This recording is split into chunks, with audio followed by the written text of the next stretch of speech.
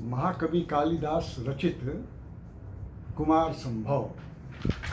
हाँ, ये महाकवि कालिदास के संबंध में ये कथा आती है कि पहले तो काफ़ी मूर्ख थे वो, है जिस डाल पर बैठे थे उसी डाल को काट रहे थे। तो एक विद्योत्तमा नाम की एक बहुत ही विदुषी थी उस समय, तो वो शास्त्रार्थ में बड़े बड़े पंडितों को पछाड़ चुकी थी। तो बहुत से पंडित और ज्ञानी लोग उनसे शास्त्रार्थ करने गए, लेकिन सब उससे हार मान के चले आए। तो उनको बड़ा क्षोभ हुआ उन पंडितों को, कहा कि इसको एक औरत से हम लोग हार गए उसके शास्त्रार्थ में, तो बड़ी बुरी बात है। अच्छा, तो इसका उसको फल देना चाहिए, है ना।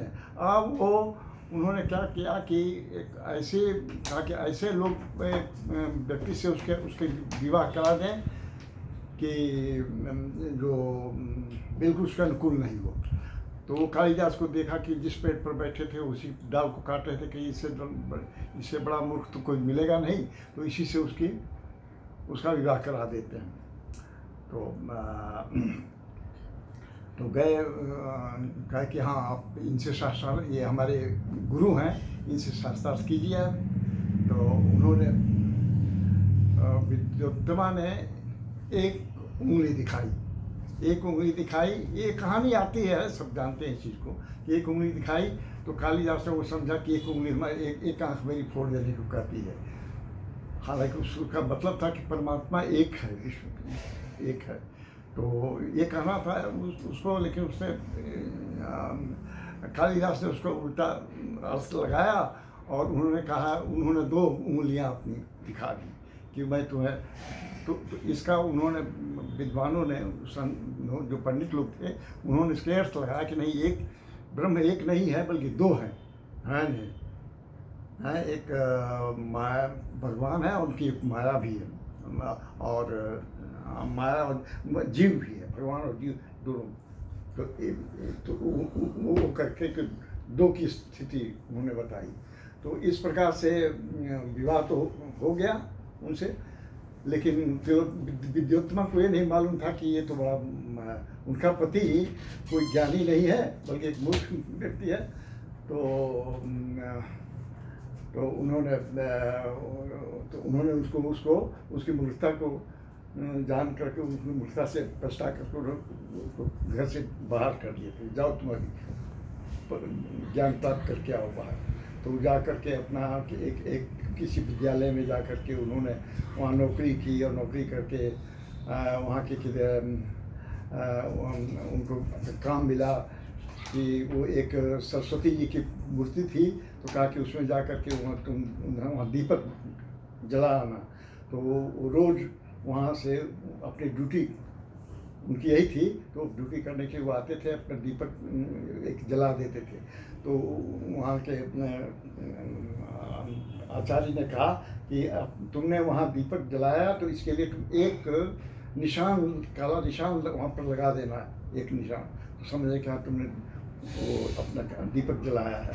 तो इस तरह करते कि उन्होंने वो सरस्वती जी की मूर्ति थी, उनकी फोटो थी, उस पर एक निशान लगा आए। इसी तरह से प्रतिदिन वो निशान लगाते थे और वहाँ पर एक दीपक जला के आते थे वो।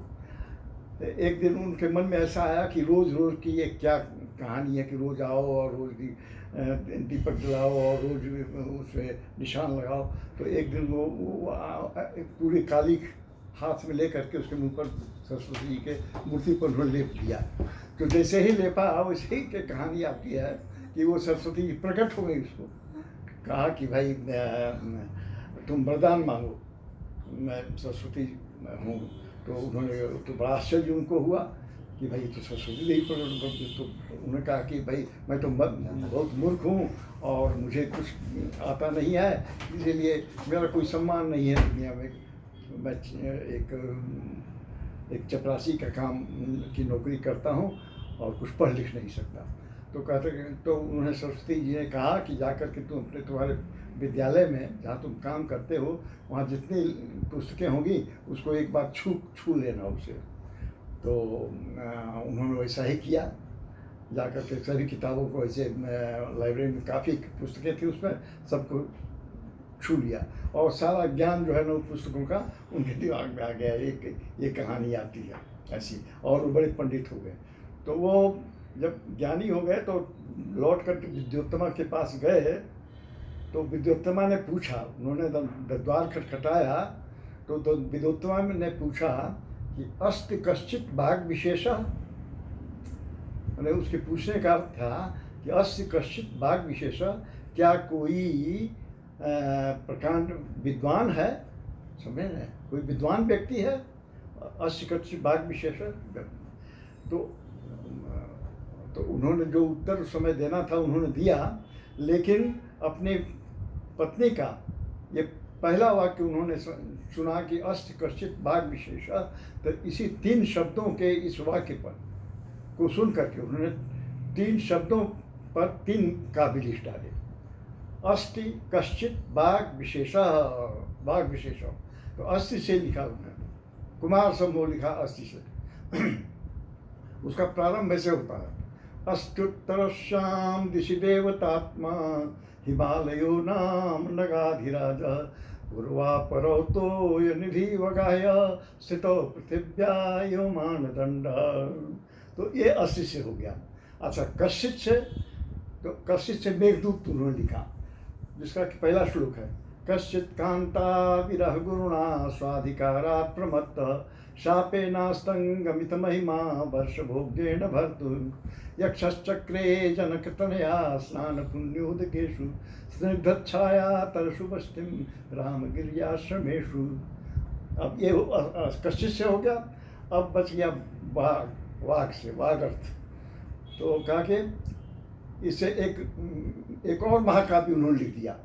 वो महाकाव्य जो आज तक भी हम लोग के बीच में प्रचलित है, और उसी पर हमारे उपजीव्य काव्य है वो, समझ, सभी काव्यों का उपजीव्य काव्य है वो, उसके आधार पर ही अनेक काव्य रचे गए हैं, समझ। उसके बाद तो वो उसने लिखा, वाग अर्थावित संपृक्तो वाग अर्थ प्रतिपत्तयो जगतः पितरो वंदे पार्वती परमेश्वरो, ये श्लोक उन्होंने लिखा अपने। तो ये रघुवंश इससे प्रारंभ होता है, महाकाव्य जो है रघुवंश उनका इससे प्रारंभ होता है। वाग अर्थावित संपृक्तो वाग अर्थ प्रतिपत्तयो जगतः पितरो वंदे पार्वती परमेश्वर, जगत के जो स्वामी हैं पार्वती और शंकर, समझे, उनकी मैं वंदना करता हूँ।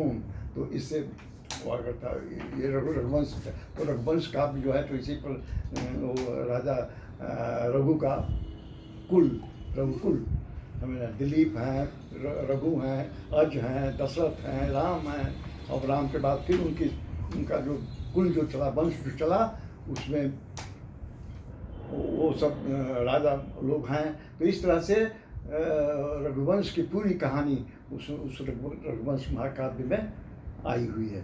तो वो रघुवंश हुआ। उसके बाद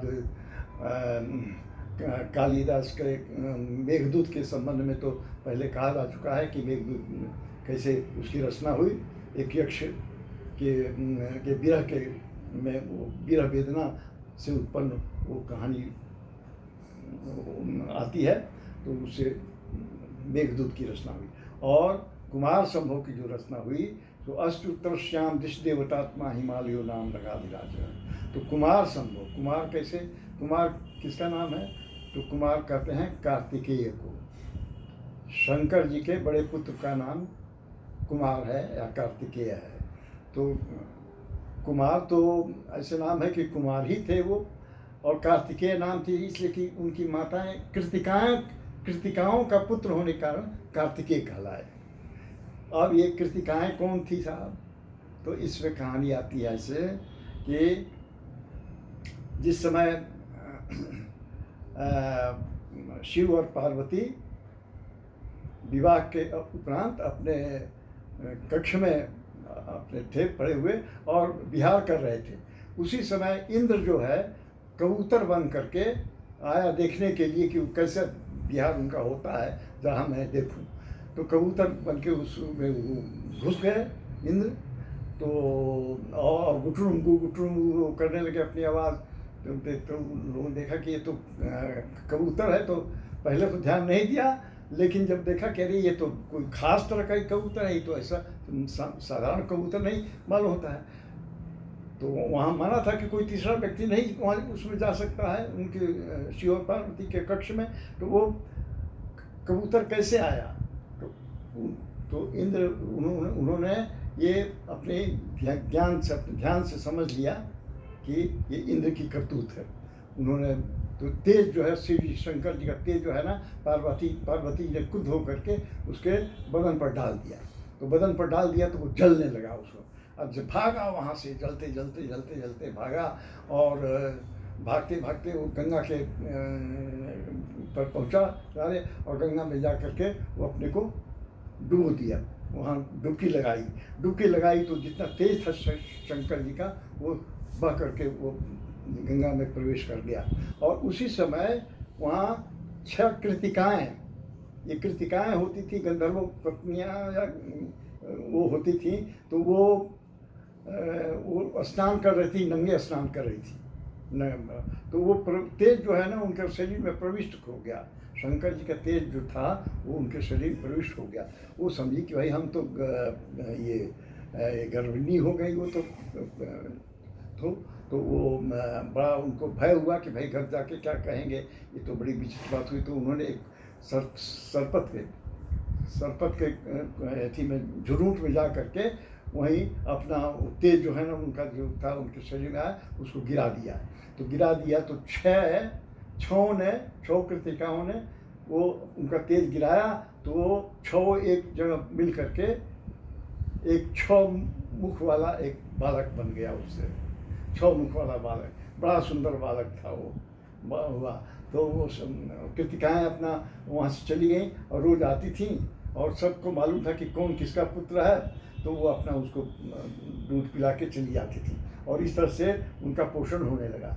एक दिन की ऐसी घटना घटी कि पार्वती जी उधर गंगा के किनारे जाकर उधर से घूमने आ रही थी। तो देखा कि ये कृतिकाएँ जो है ना कहाँ जाती हैं, वो जाती हैं झुरमुट में, और वहाँ बच्चों को करके दूध पिला के चली आती हैं। तो उनके मन में बड़ी उनका आत्मीयता जगी, मातृभाव जग गया उनके भाव में। अरे ये कहाँ जाती हैं, जरा सा बताओ। तो तुम लोग कहाँ जाती हो? तो ले चलो हमको दिखाओ। तो दिखाया, उन लोगों ने पार्वती जी को वहाँ ले आया और दिखाया उसको, कहा कि भागो तुम लोग, ये मेरा पुत्र है।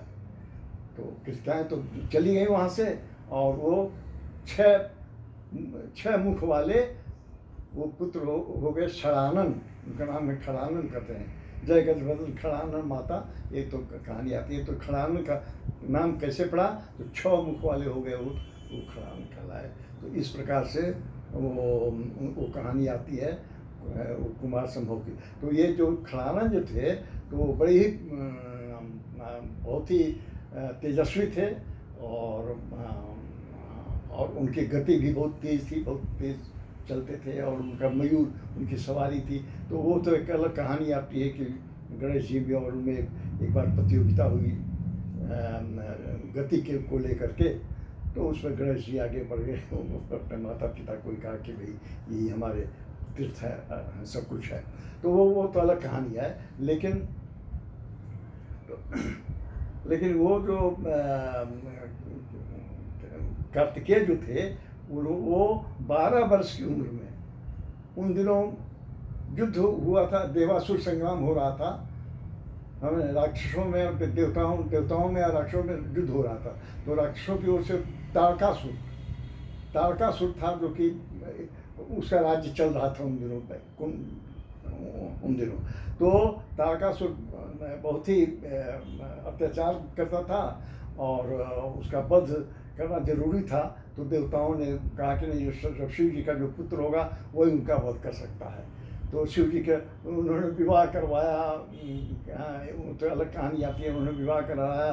पहले तो शिव जी तैयार नहीं होते थे, उनका पार्वती से उनका विवाह हुआ, संबंध हुआ। तो फिर वो कार्तिकेय का जन्म हुआ तो कार्तिकेय वो तारकासुर के साथ युद्ध में वो गए। 12 वर्ष की उम्र में उन्होंने देवताओं की सेना का सेनापतित्व ग्रहण किया और लड़े वो तारकासुर का उन्होंने उस युद्ध में वध किया और वध करके सारे संसार को उस तारकासुर के अत्याचार से मुक्त कर दिया और वहाँ देवता लोग सब बिल्कुल निर्भय हो गए। तो ये कहानी एक आती है, ये कुमार संभव की आती है, कुमार कैसे और रघुवंश की कहानी उसी है और मेघदूत की कहानी पहले कही जा चुकी है, इसलिए अब आगे किसी और प्रसंग को लेकर के कुछ कथा कही जाएगी।